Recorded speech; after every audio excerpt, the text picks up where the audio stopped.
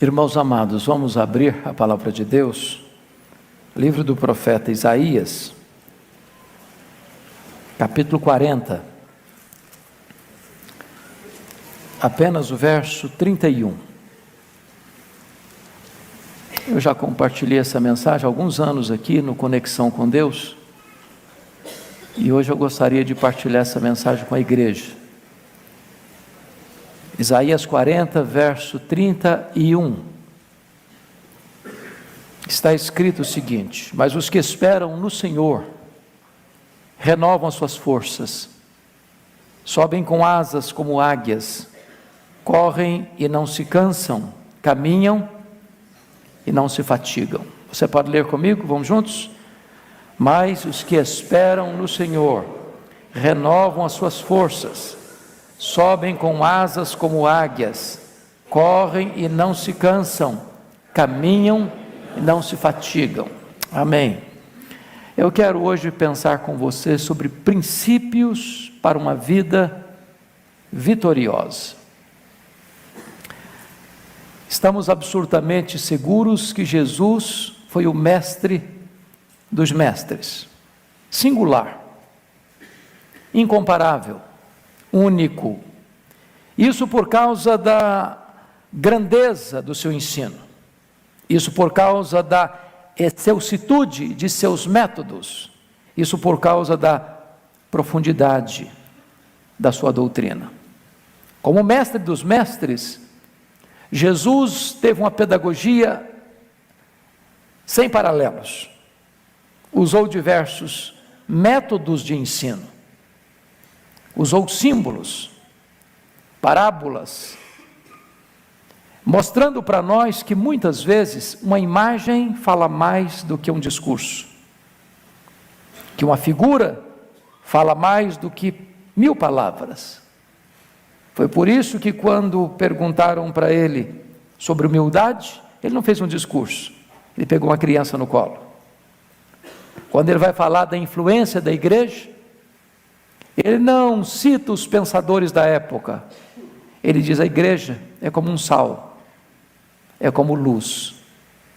Hoje eu gostaria de usar um símbolo, hoje eu gostaria de usar uma figura, a figura que a Bíblia estabelece, a figura da águia.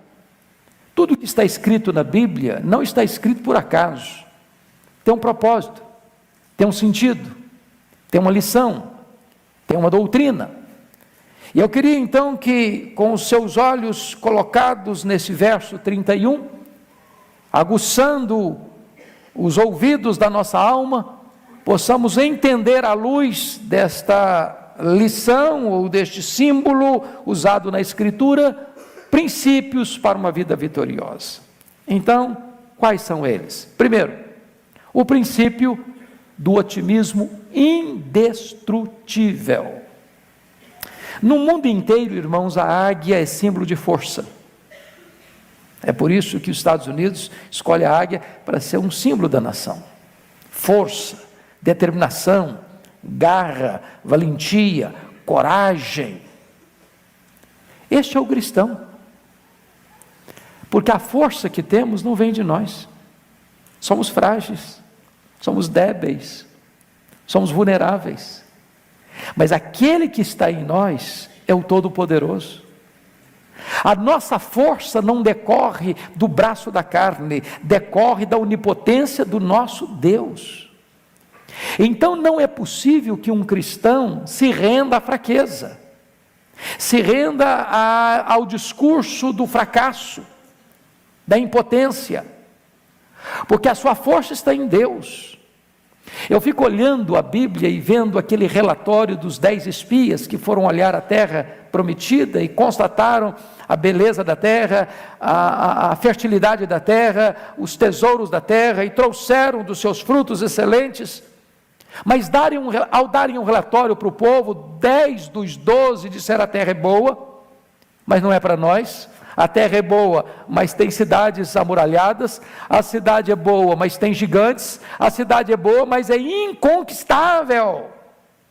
Aliás, eles são gigantes, e aos olhos deles nós somos como que gafanhotos. Aos nossos próprios olhos, nós somos como gafanhotos. Príncipes, menos do que príncipes. Homens, menos do que homens. Insetos. Porque não viram que a força deles vinha de Deus. Há alguns anos eu recebi no meu gabinete pastoral, lá em Vitória, uma mulher muito aflita, e quando ela se assentou ainda, muito abalada, sentimentalmente muito fragilizada, chorando bastante, quando ela se acalmou, eu disse: em que eu posso ajudar a senhora? O que está acontecendo? Ela me respondeu assim: eu estava saindo de casa, e a minha vizinha, que mora no 10º apartamento, no 10º andar do meu prédio, se jogou lá de cima, se esborrachou no asfalto. E eu disse: mas a senhora está aqui por isso? Ela disse: não, eu estou aqui porque eu quero fazer o mesmo, e eu não tenho coragem. E eu perguntei: mas por que a senhora quer morrer? Por que a senhora quer desistir da vida? Por que a senhora acha que não merece mais viver? Não compensa mais viver? Ela me respondeu: porque eu sou um problema, pastor. E eu pergunto: mas por que a senhora acha que a senhora é um problema? Ela me disse: porque o meu pai sempre me disse que eu era um problema. E eu perguntei: o que aconteceu com a senhora? Eu saí de casa para me casar com o primeiro pretendente. E eu perguntei: e daí? Ela disse: o meu marido era igualzinho meu pai, me dizia que eu era um problema. Aí eu disse: o que a senhora fez? Me divorciei dele, me casei a segunda vez. E o que aconteceu? Eu perguntei. O meu segundo marido, igualzinho ao primeiro, me dizia que eu era um problema. A senhora fez o quê? Perguntei. Me divorciei dele, estou casada pela 3ª vez. E eu perguntei: o que está acontecendo? Meu marido, o terceiro é igual ao segundo, que é igual ao primeiro, que é igual ao meu pai, diz que eu sou um problema. Pastor, eu sou um problema, eu não posso mais viver. E eu disse para aquela mulher 3 coisas. Disse: primeiro, você não é quem você pensa que você é. Você não é quem as pessoas dizem que você é. Você é quem Deus diz que você é. Se você é filho de Deus, preste atenção nisso. A despeito de todas as lutas e fraquezas inerentes da sua vida, corre nas suas veias mais do que sangue azul. Você é filho do Rei dos Reis, do Senhor dos Senhores.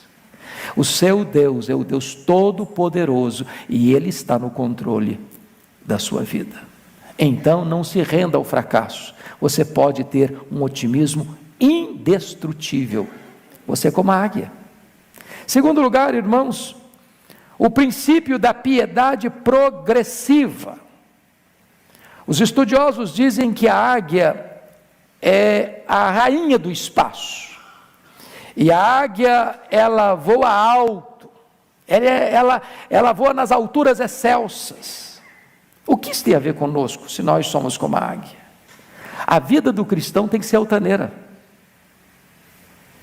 Nós temos que buscar as coisas lá de cima, lá do alto, onde Cristo vive. Não podemos viver rastejando.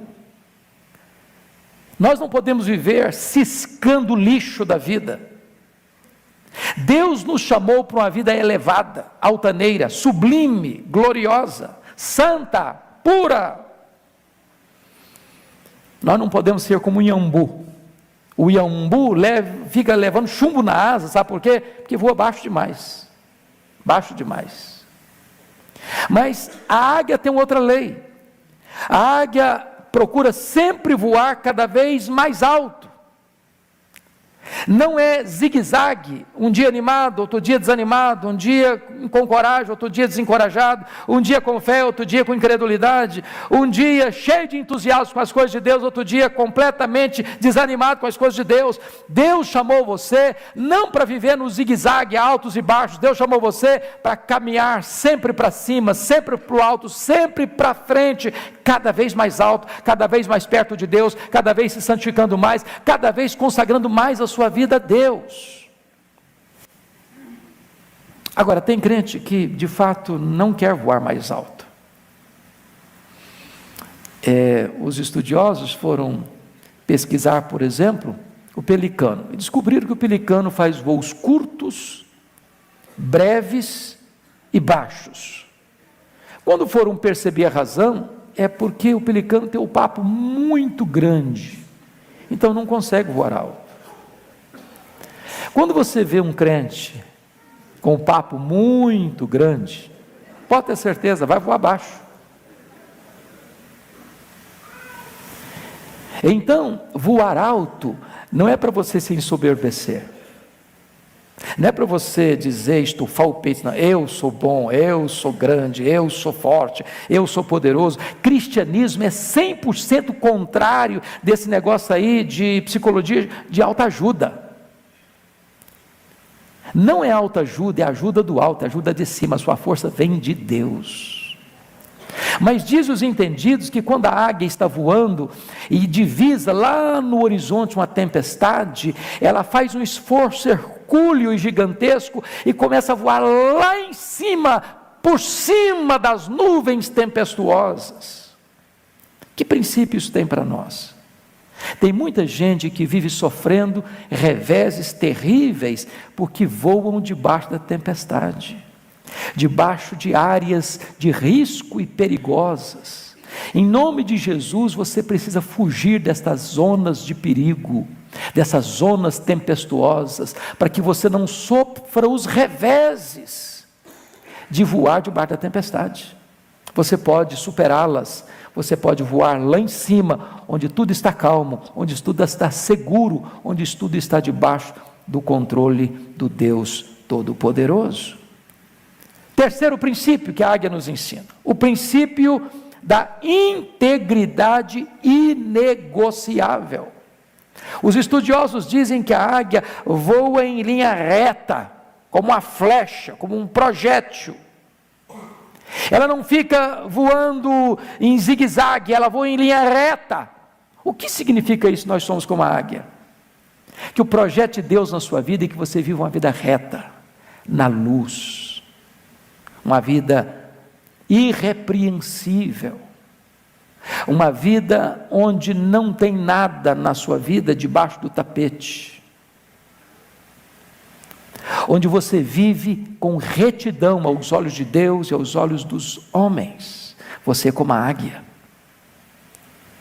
Mas, diferentemente da águia que voa em linha reta, tem outra ave que voa em círculo. É o urubu. O urubu não faz progresso, ele fica sempre voando em círculo, entra ano e sai ano, ele não muda o itinerário do seu voo, sempre em círculo. Tem crente que entra ano, sai ano, não amadurece, não cresce, não se santifica, eterno bebê espiritual, ele fica dando voltas. Ele é maduro de tempo, mas não é maduro espiritualmente. Tem 20 anos de igreja, está bebendo leite, está nos rudimentos da fé, ele não cresceu, ele está dando volta. Agora, o que é perigoso é que quando você olhar para cima e ver um urubu fazendo isso aqui, ó, voando em círculo, pode ter certeza, ele está voando em cima de algo que está estragado. Irmãos, quando nós não buscamos as coisas lá do alto, nós acabamos nos distraindo com coisas que já estão cheirando mal.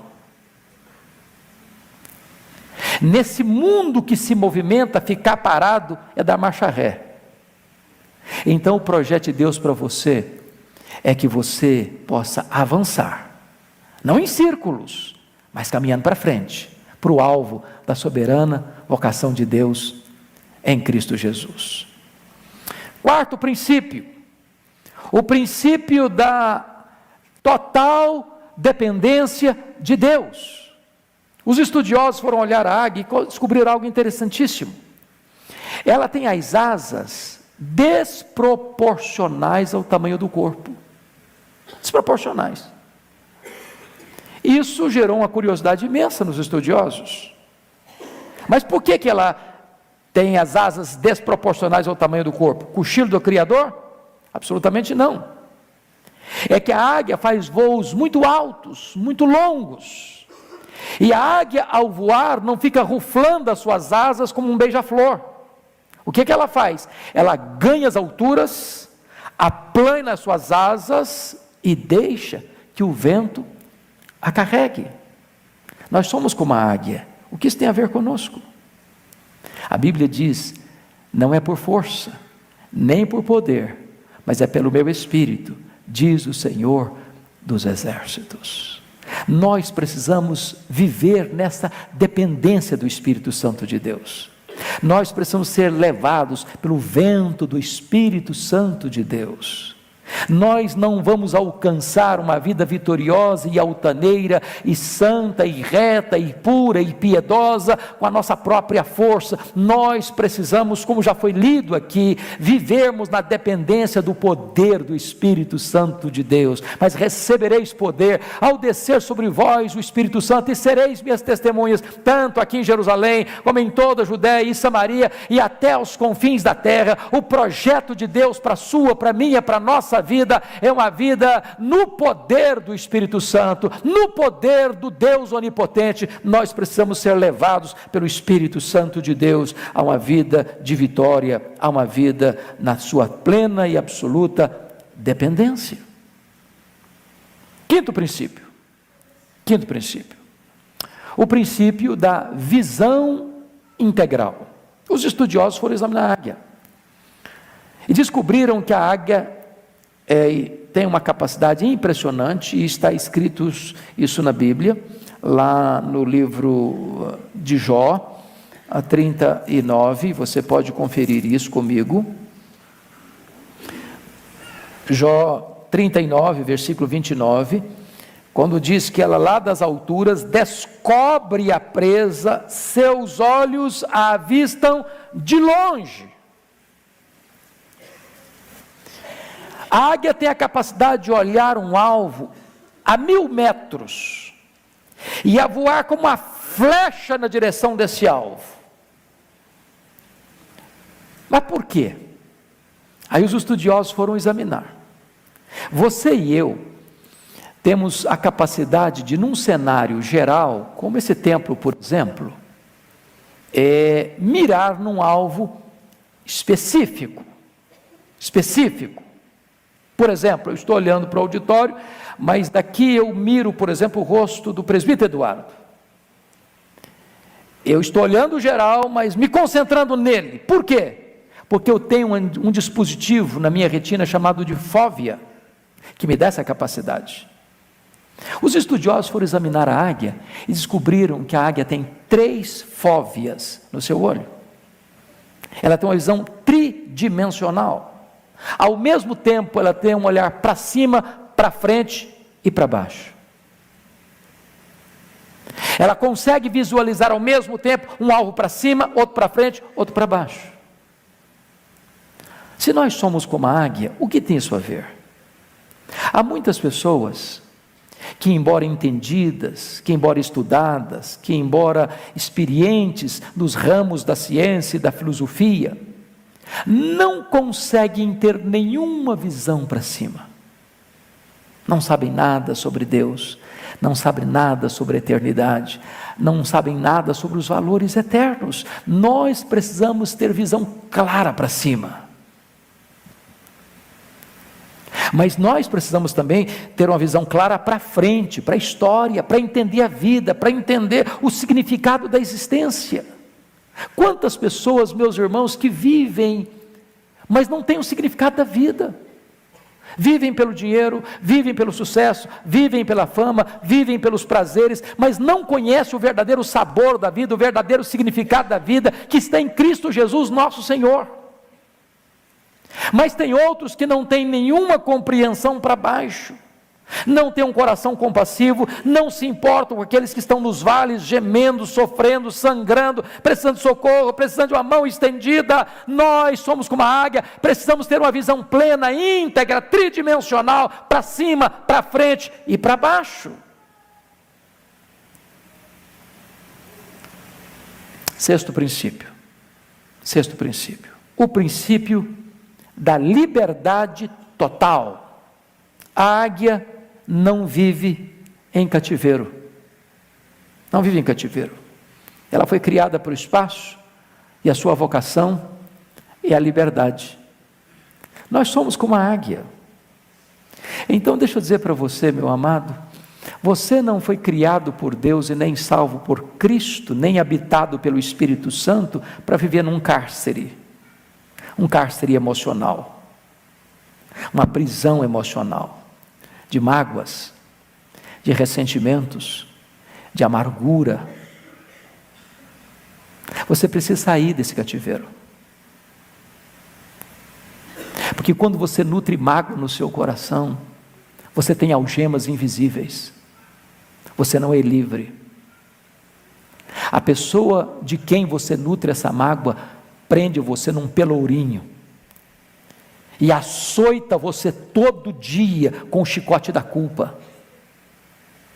Você foi criado por Deus para ser livre. Em Cristo Jesus você é livre. E Jesus Cristo diz: conhecereis a verdade e a verdade vos libertará. Jesus Cristo diz: se o Filho vos libertar, verdadeiramente sereis livres. O apóstolo Paulo diz que onde está o Espírito de Cristo, aí está a verdadeira liberdade. Liberdade do pecado, liberdade do egoísmo, liberdade do vício, liberdade das mazelas da vida, liberdade da ganância, liberdade da avareza, liberdade da promiscuidade, liberdade. Foi para isso que Cristo nos libertou. Nós somos como a águia. Sétimo lugar e penúltimo lugar, o princípio do quebrantamento sincero. Abra a sua Bíblia comigo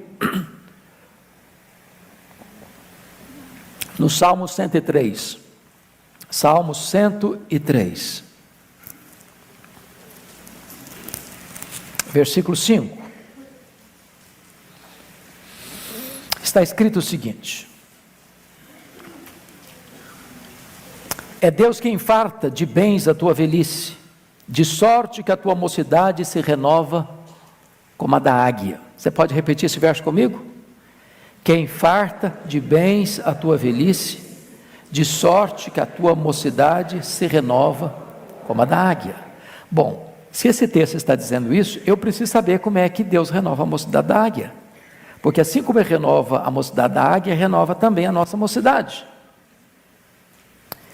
E aí os pesquisadores foram examinar a águia e chegaram a algumas conclusões interessantíssimas.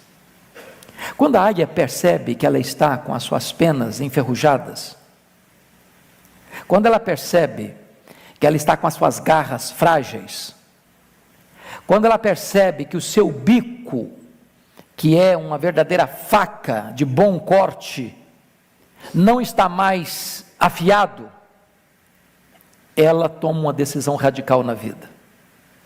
Ela fecha a sua agenda, ela cessa a sua atividade, e a águia faz um retiro, não na direção da multidão, mas na direção da solidão. Ela vai para o alto de um penhasco, e lá em cima, ela faz algumas coisas. Primeiro, ela, com o seu próprio bico, vai arrancando as suas penas enferrujadas, vai arrancando, uma por uma. Ela vai sangrando, ela vai se golpeando, ela não tem piedade de si mesma, e ela vai ficando praticamente desfigurada e ensanguentada, arrancando as suas próprias penas. Segunda coisa que ela faz, lá no penhasco, nas alturas, ela pega a sua garra e começa a bater as garras da pedra, bater na pedra, bater na pedra. Aquelas unhas que estão já frágeis, que estão cheias de ferrugem, vão caindo, vão sangrando, e ela não se poupa. Depois ela pega o seu bico e começa a esfregar o seu bico na pedra, esfregar o seu bico na pedra, aquela colosidade vai caindo, vai sangrando, vai doendo, e ela não se poupa, ela se golpeia, até que ela fica completamente desfigurada. Daqui a pouco, as penas vão nascendo novas, belas, viçosas, fortes. Daqui a pouco as garras vão brotando de novo, fortes como aço, o bico vai surgindo forte como ferro, e ela está completamente remoçada, e então ela desce das alturas para dar continuidade à sua jornada vitoriosa. O princípio do quebrantamento sincero.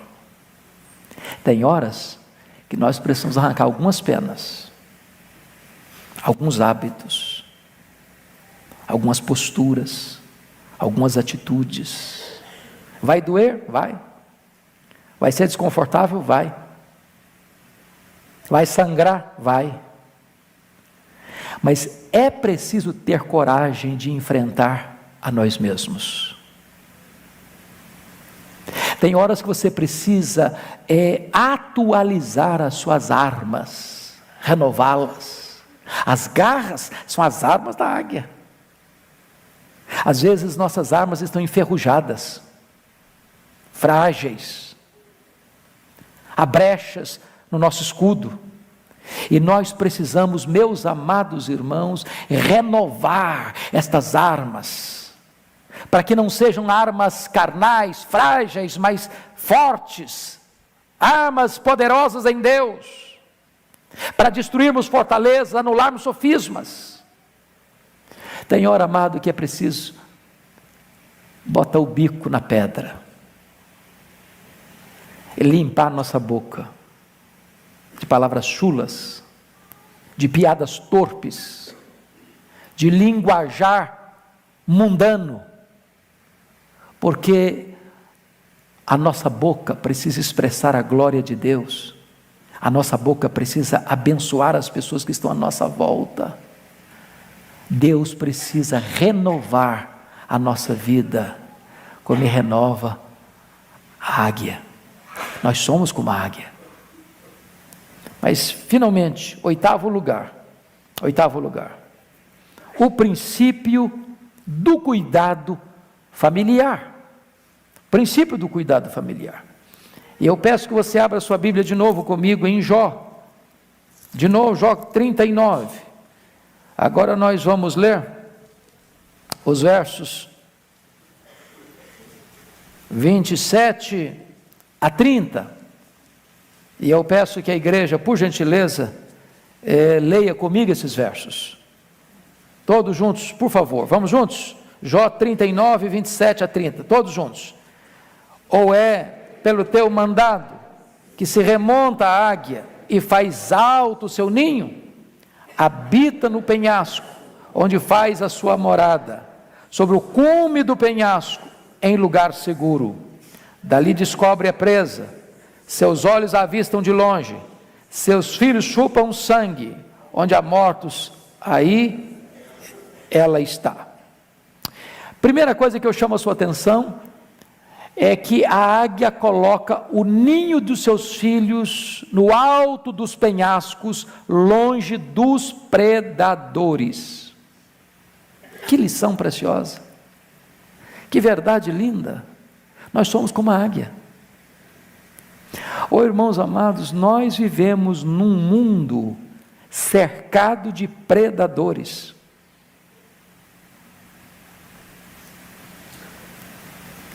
As escolas, por mais nobres que sejam, ao seu redor estão cheias de predadores. Você passa na rua à noite, à beira das nossas universidades, e você tropeça em predadores. Você liga o seu computador e aciona as redes sociais, e os predadores estão aí. Você liga a sua televisão e os predadores estão por todo canto, por todo lado. Há muitos predadores disputando o coração dos nossos filhos. Há muitos predadores de bote armado para atacar os nossos filhos. Nós não moramos numa estufa, nós não vivemos numa redoma, os nossos filhos estão expostos a esses grandes riscos e perigos. E a águia está nos ensinando uma coisa: precisamos colocar o ninho dos nossos filhos longe dos predadores. Saber onde eles vão, com quem vão, o que estão fazendo. Quem são os amigos dos nossos filhos? Porque os predadores estão aí, prontos para atacar. Pense comigo, por exemplo, no rei Davi. Rei Davi teve muitos filhos. E o rei Davi amava os seus filhos. E o rei Davi presenteava os seus filhos. O rei Davi nomeava seus filhos como seus ministros. Mas o rei Davi não teve o cuidado de colocar o ninho dos seus filhos no alto dos penhascos, longe dos predadores. Se você ler atentamente 2 Samuel capítulo 13, havia dentro do ninho dos reis uma víbora venenosa, perigosa, chamada Jonadab, aparentado da família, que estava mais perto dos filhos de Davi do que o próprio pai Davi.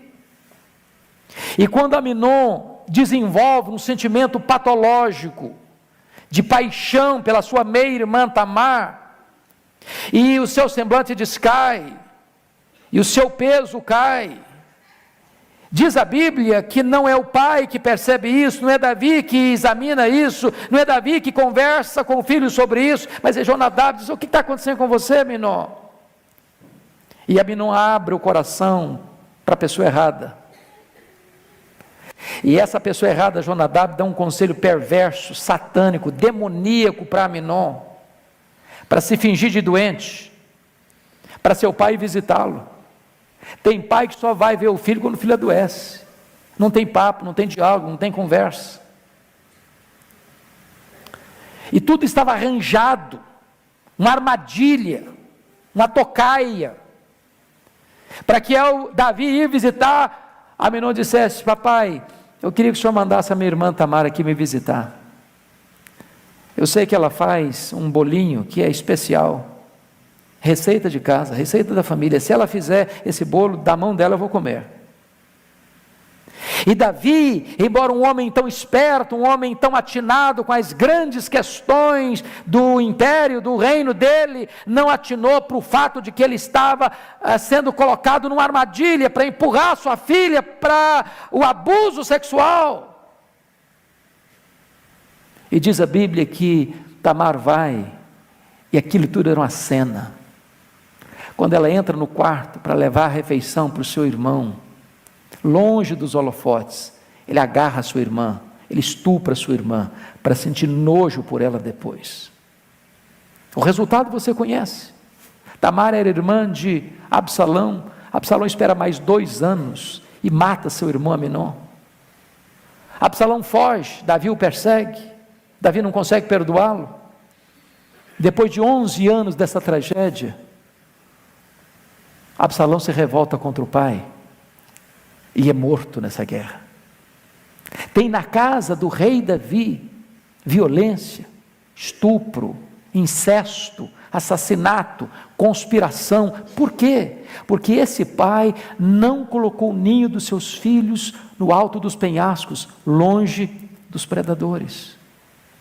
Eu tenho plena certeza, irmãos, que nenhum pai, nenhum avô, nenhuma avó, nenhuma mãe que está aqui hoje consegue, por mais que ame seus filhos e seus netos, blindá-los neste mundo tão perigoso. Dependemos da graça, dependemos do favor de Deus, mas aquilo que nós pudermos fazer, nós precisamos fazer. Mas olhe comigo outra coisa, abra sua Bíblia agora, por favor, em Deuteronômio 32. Deuteronômio 32.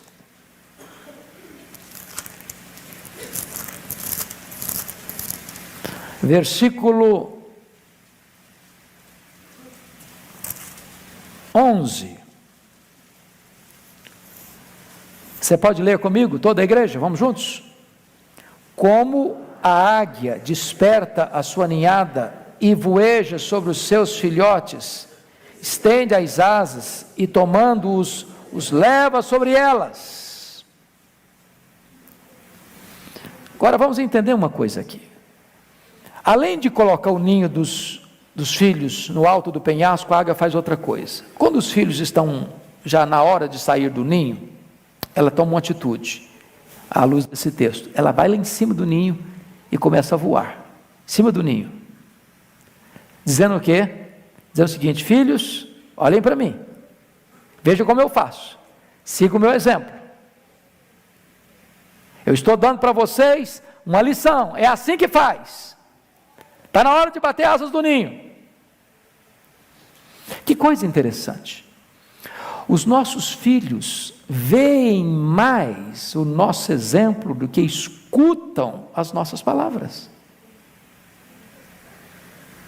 O que somos fala mais alto do que o que falamos. Albert Schweitzer já dizia que o exemplo não é uma forma de ensinar, o exemplo é a única maneira eficaz de ensinar. Exemplo. Agora, preste atenção, você e eu conhecemos filhos que, embora tendo exemplo em casa, não querem seguir o exemplo dos pais. O que a águia faz? Sabe o que ela faz? Quando ela está voando, o filho não quer sair do ninho, ela vai lá no ninho, tira o capim macio, tira a penugem e deixa os espinhos, as ferpas, para acicatar os filhos. Tem hora que a única linguagem que os filhos conhecem é a linguagem da disciplina. Pais que super protegem os filhos, estragam os filhos. Há dois extremos.